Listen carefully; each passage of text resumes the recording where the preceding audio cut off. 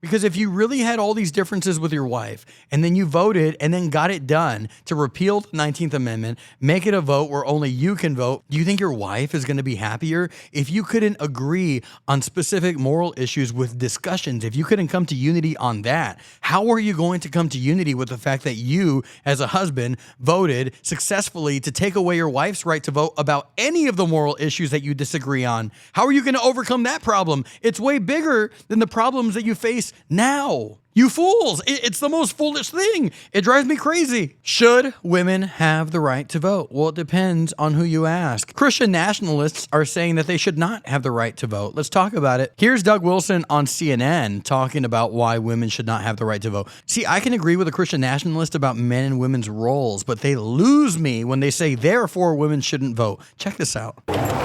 A big focus of his Christian movement is on a patriarchal society where men are dominant and women are expected to submit to their husbands. Women are the kind of people that people come out of. So you just think they're meant to have babies? That's it. They're just a vessel. Women are the kind of people that people come out of. It's just like, okay. No, it doesn't take any talent to simply reproduce biologically. Again, you can tell this is very heavily chopped up, so I'm not sure what context he really meant this in. The wife and mother, who is the chief executive of the home, is entrusted with 3 or 4 or 5 eternal souls. I'm here as a working journalist, and I'm a mom of 3. Good for you. Is that an issue for you? No, it's not automatically an issue. Okay, so there you go. Men are over women in a marriage structure. They have authority over their wives. And even he's arguing, and I know people who are more strict than him on this issue, but he's saying, no, women can work. In and of itself, it's not a problem if a woman has a job and she works and all that. So that's good. I agree with him completely. A woman can still be a wife and a mother and work a job without abandoning those responsibilities in some harmful way. Josh and Amy Prenz, along with their 4 kids, moved here from Washington State. Do you see Amy as your equal? Yes and no, in the sense that we're both saved by grace. We're absolutely on equal footing, but we have very different purposes. God-given. I don't love that he said yes and no, but I know what he means. What he's saying is, yes, we are equal as individuals who are under God, yes, but we are different, and that's really what he means to say when he says no. We are different in terms of what our roles are, and that should be pretty uncontroversial. Do you see yourself as the head of the household, as the man? He is the head of our household. Yes, and I do submit to him. So like moving here was ultimately your decision. Yes, that's a great example. Okay, so there you go. She says he is the head, I submit to him, and these big decisions, these big calls, I respect him when it comes to those things, and I leave that up to him. I'm sure she gives her opinion. I'm sure she says what her desires are. I'm sure that they hash it out, they talk it out over the dinner table. Every Christian couple I know, the vast majority of them, they do this stuff. And so even though the man may be in charge, a lot of people start to say, well, then therefore his wife doesn't have any say or something like that. That's not really the situation. That's just a caricature of these relationships. What it really boils down to is this. At the end of the day, it's going to be his call. Like, we'll talk about it, we'll pray about it, all these things. This is what I do in my marriage. But these really big decisions, my wife will say, you know what, I trust Jesus and I trust you. And that's a really beautiful thing. And by the way, that's not some like totalitarian dictator type of a structure. And it's not something that just favors men. For example, I submit to people in my life. There's all these submission style relationships that we all have in our own lives. I submitted to my mother and my father when I was a child. Even now, I submit to my pastors, my elders in the structure here at the local church in Seagoville, at the Seagoville Church of Christ around the preacher. I'm not the head honcho around here. I submit to this group of pastors that I have. They are my spiritual leaders in so many ways, and I'm happy to submit to them. And these big calls, these big things, I leave that stuff ultimately up to them, though they talk with me, we communicate about stuff all the time. That's a really beautiful thing because it's a structure that God put in place. And when you do that, when you submit to that structure, it really does work well. So far, no problems here. However, it's going to get bad. His vision of a Christian society, women as individuals shouldn't be able to vote. His fellow pastors, Jared Longshore and Toby Sumter, agree. In my ideal society, we would vote as households.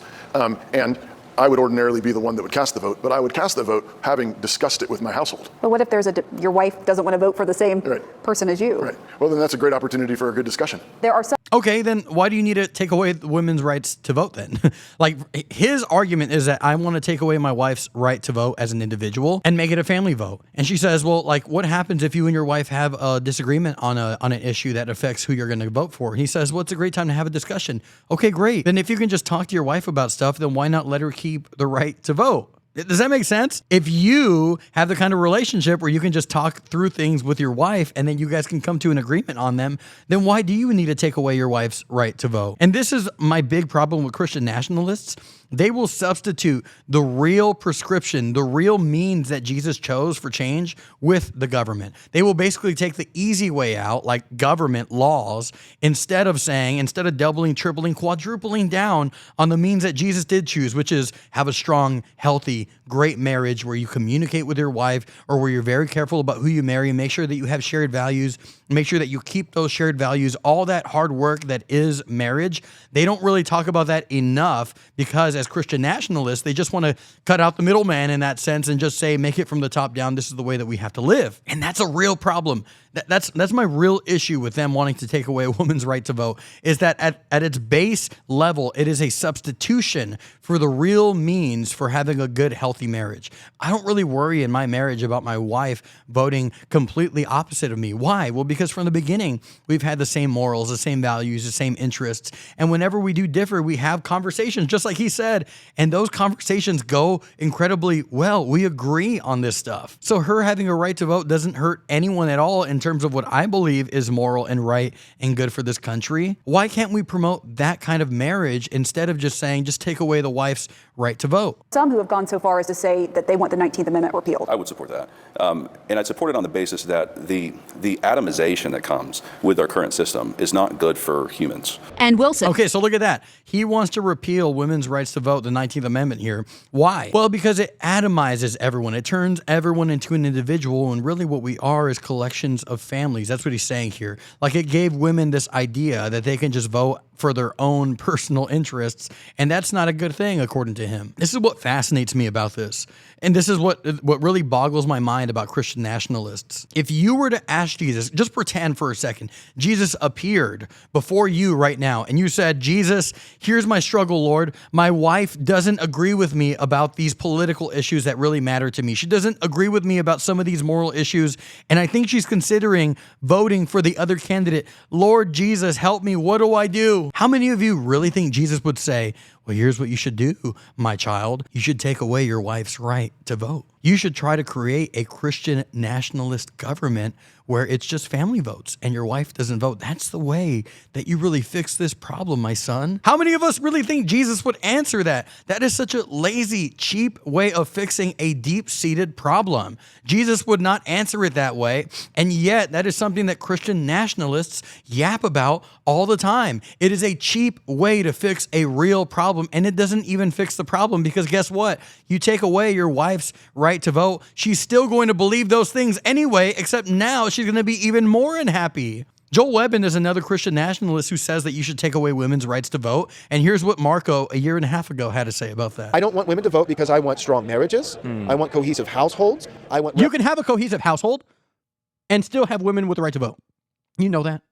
Do you know that you could be very careful about who you choose to marry and marry someone with the same value system as you, and then as you're married, have an open line of communication where you guys can discuss your differences and come to agreement on major things in your value system? Do you know you can do that? You know that you don't have to tape your wife's mouth closed just so that you guys can agree on something?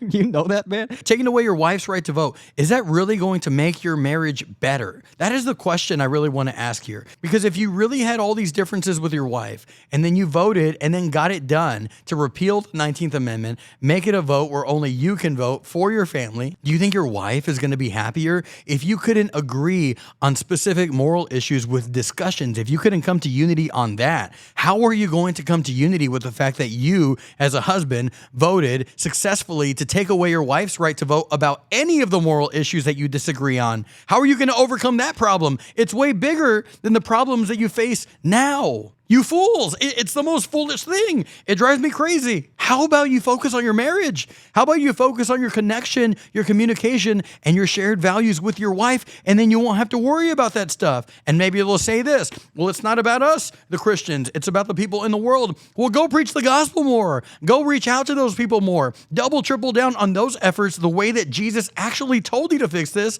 and don't try to solve this in a way that Jesus didn't tell you to handle it. Jesus didn't say if you want to really create create change in the world, change the government structure, and make it so wives can't vote for the opposite party. Jesus said, go and preach the gospel, change them, baptize them in the name of the Father, Son, and Holy Spirit, teaching them to observe all things that I've commanded you. That's the way we're really told to fix it, but it's a lot more difficult and a lot less exciting to pump it up that way. But let me know what you think. Maybe Marco's crazy about this. Maybe I'm dumb. Maybe I'm just hypnotized by my wife. I love her so much. I am hypnotized by her in many ways, but I don't think I'm hypnotized by her when it comes to this. I mean, she really supports my leadership in our home. I'm very curious to hear what you have to say. Have I misunderstood something about Christian nationalism? What are your thoughts about it? Like the video, subscribe to the channel, and consider supporting on Patreon. God bless you, Lord willing. I will talk to you soon. Goodbye.